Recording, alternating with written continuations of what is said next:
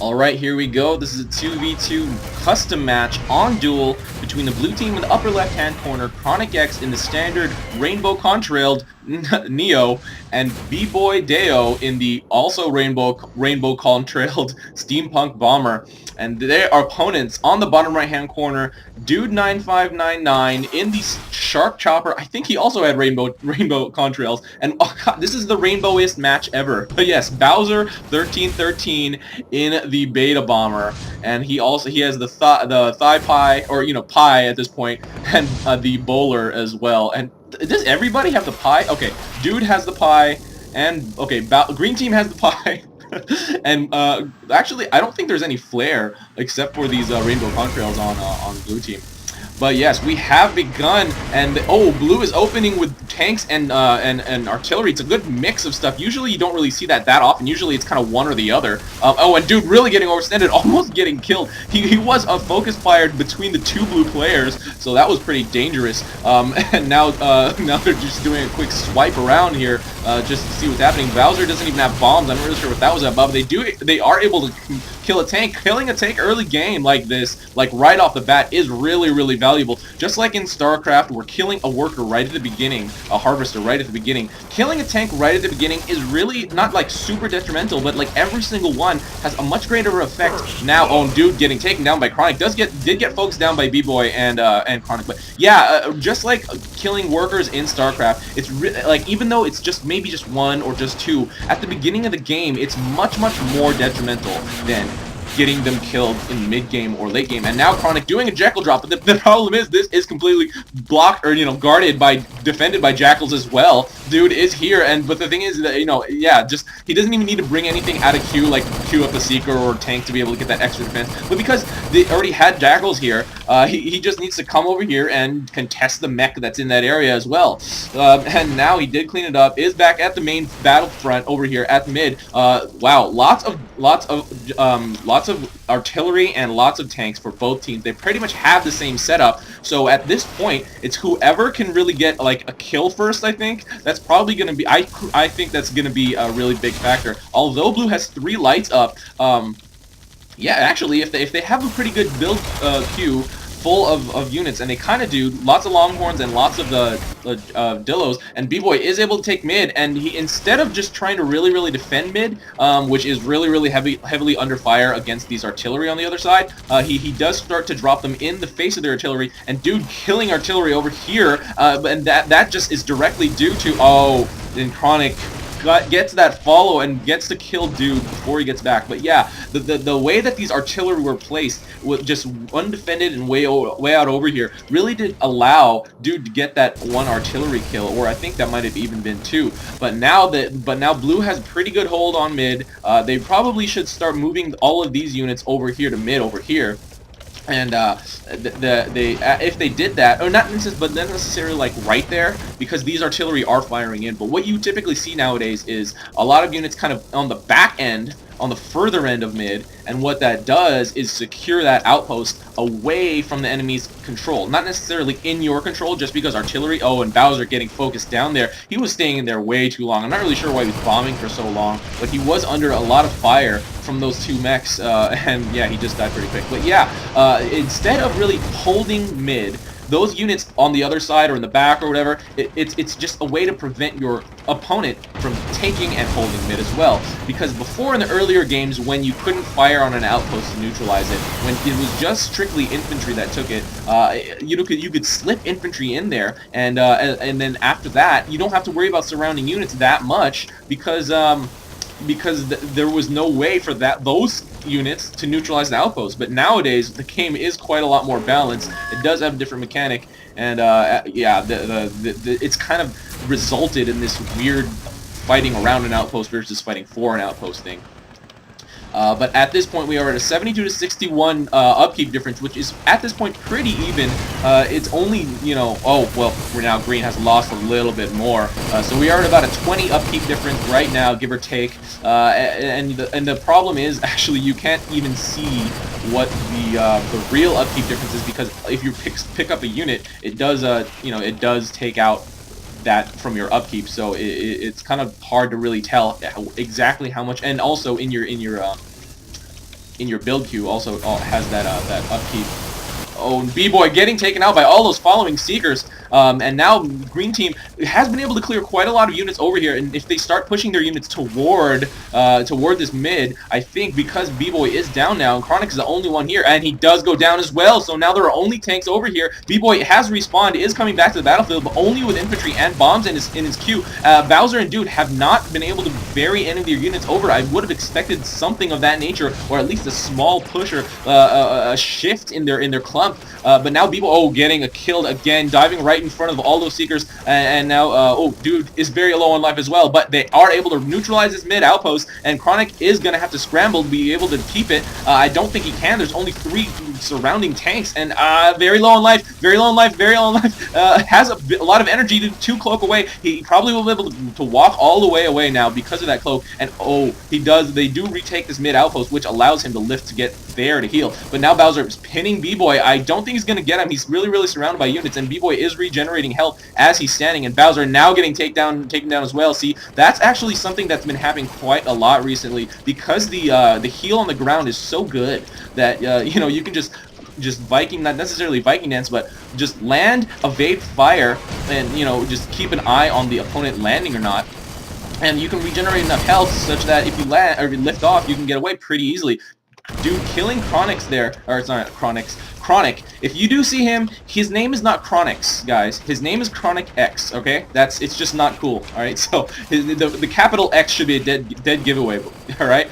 Alright, so now, Dude and Bowser have been able to neutralize it again, but, and taking down BBoy there, and ChronicX is the only one here to and this is just the problem. Just in the last couple of minutes or so, BBoy and ChronicX have kind of alternated taking deaths. They really need to regroup somehow, and the last blue unit gets cleared from this area. They really need to regroup somehow. But both green members also get killed. This is a strange back and forth. It doesn't really happen this way usually, but yeah, they have been able to regroup now, and bring more units over, and again double bombing. Bomber is such a popular tactic nowadays. Well, and not nowadays, it has been for a little while, but I don't know why recently it's just been a little bit more effective. If someone can explain that to me, that would be great. But yeah, Bowser just, with the suicide bomber, that's killed before he can get back to anywhere, really. He did land, but that really wasn't doing anything. He did get killed by units, apparently, so it was just following Seeker missiles. A lot of people underestimate Seekers when they're flying around. Don't do that, guys, because if you ever have to stop, you're gonna die. So yeah, but yeah, the small push coming did get shut down because both blue mechs were here, but BBoy low on life, gonna get pinned. Does not get killed because he is Dude was scared away a little bit. There was that Seeker there. He didn't want to get himself killed. And now he does get himself killed. Chronic is able to follow him back with BBoy, and at this point, Blue has a great, much better stance now. They have kind of what they had before. Not as many units, but still, I would say they are much better off than they were. I would say maybe like 2 minutes ago, where they were just dying left and right. Killing mechs is just really invaluable. And almost hitting halftime. It's getting really deep into the mid game where you're just outpost fighting. You're fighting for outposts, and that's when mech kills really have a much bigger impact, especially compared to early game. BBoy is actually pretty low on life there too. See, that's another thing that you see a lot, where the mechs start to fly around, shoot at each other, and both. BBoy getting killed by Bowser. But yeah, if you are getting focus fired, even when you're moving, as long as the other two mechs are shooting directly into the kind of the area where you are, it's kind of the line, the direct line of sight kind of thing, then not good. And Chronic with the sparkly blue and magenta shots there. I think that was the blue/aqua color. And BBoy instructing Chronic to pull as much Bertha as he can.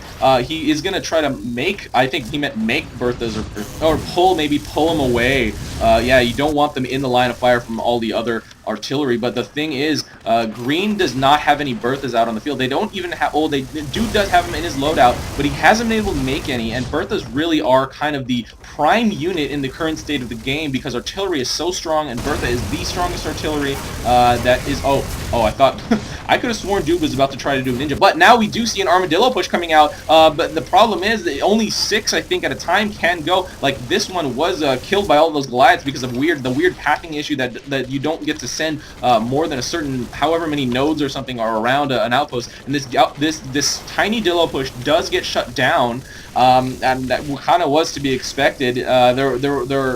There was just, I mean, they were really kind of single file getting killed there, and at this point, oh, there is an Aegis out on the field. I did look that up, guys, and Merriam-Webster's dictionary does say it's pronounced with a J sound. So I'm gonna be saying Aegis from now on, like the word age and then with an S at the end. Not ages like plural, but yeah, okay. Anyway, kind of off topic, but yes, that is what MW says as is the pronunciation for Aegis or Aegis. Dang it. Anyway, so yeah, at this point now, wow, a lot of Berthas up for blue, and this is going to be a really hard line to break just because it's Berthas versus.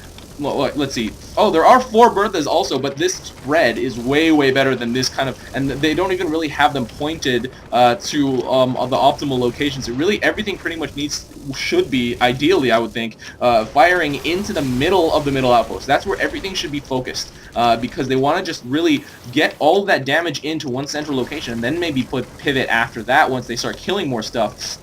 But as you can see that these are all fired into here, and green actually is kind of forced to clump their units here to be able to combat against all the blue units, and we just see a lot of fire back and forth and scrambling, firing circles, picking up a lot of micro, and that's just pretty much what happens in this artillery-oriented war here, in this artillery-oriented patch here, and oh, dude, no, and Bowser almost getting killed as well. It's so dangerous. They're flying straight into the neck fire. Like, typically you see when you have a battle for mid, between mid and a forward, like, a lot of fire going straight, kind of in the straight line that's connecting the 2 outposts, and just flying. Oh, B-Boy getting taken out there. But anyway, yeah, that's kind of where you see a lot of the fire, just going in that line between the outposts. And so taking a straight line flight path there, I don't know, that's really just scary to me. I never, as much as possible, I try not to do that, and every once in a while I do get killed quite a lot doing that, and as you can see, look, now B-Boy's taking a more arcing approach, and obviously it's not going to work every single time, but it's just, typical fire patterns are going to result in you dying going straight for the enemy outpost in a straight line. That's why you do see a lot of arcing, not just approaches, but retreats as well. And now more of the same, but Green's units are getting much more thinned out. There are a lot of Berthas that have been killed by a lot of other Berthas on the blue team. A lot of Berthas kills a lot of Berthas. Does that kind of confuse you a little bit? Because the logic is a little bit strange to me as well. But yes, Berthas kill Berthas, Bertha on Bertha violence, and at this point, blue just had the better positioning, the better angles, and pretty much the quantity. They had the numbers. Oh, and Bowser getting killed almost pretty much over his outpost. That really does sting whenever that happens. It does. Oh, and Dude does leave the game.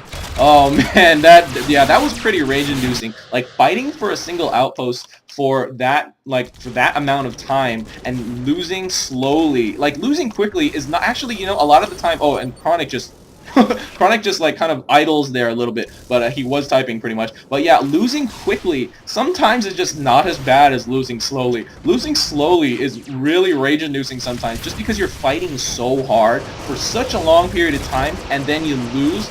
Oh, so painful. When you're fighting really hard, but then you lose quickly, it's, in my opinion, not as hard. Like, it doesn't sting as much as losing slowly. It's just so painful. And at this point, Blue has been able to take this forward, this close outpost. And it's really just a matter of time. And there is no defense here at Green, and I'm not really sure how Bowser. Oh, Bowser just chilling AFK. B-Boy and Chronic really just need to start. And Bowser just says hides under sheet. And there is quite a sizable Goliath push coming now, and it really is just a matter of time before the end of the game, before Blue takes this. And at that point when Dude left, to be honest, it was kind of over. Not necessarily over, but it was kind of an extreme uphill battle for Owen. Chronic doing doing these taunt in front of the fort. Oh man. Why did they introduce those? Why did they introduce those? Oh man, obvious reasons, of course, obviously. And now blue team will take this victory. ChronicX and BboyDeyo do take the victory over green team. This is RUI. Taunts are awesome. And see you next time.